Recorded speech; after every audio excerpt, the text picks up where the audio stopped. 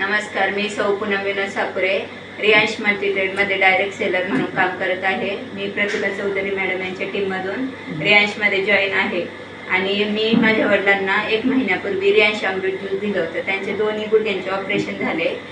एका गुडघ्याचं जास्त प्रॉब्लेम होता, तर त्यांना कसा फरक पडला, बीपी शुगर वगैरे त्यांचं कसं झालंय, तर आपण त्यांनाच विचारूया। तुमचं नाव सांगा।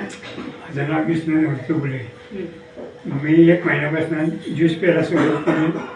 माझं पाणी गळायचं बंद झालं, परत मला जेवण जात नव्हतं, जेवण पोटभर जेवत होता।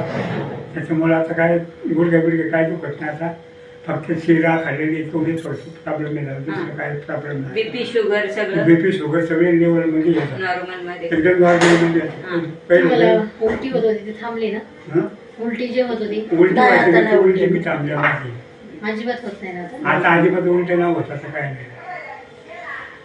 आणि तुम्हाला जेवण व्यवस्थित जाते? जेवण बी व्यवस्थित जातं, सगळं व्यवस्थित जातं। आणि खोकल्याचा त्रास होता खूप वर्षापासूनचा, संपला पार।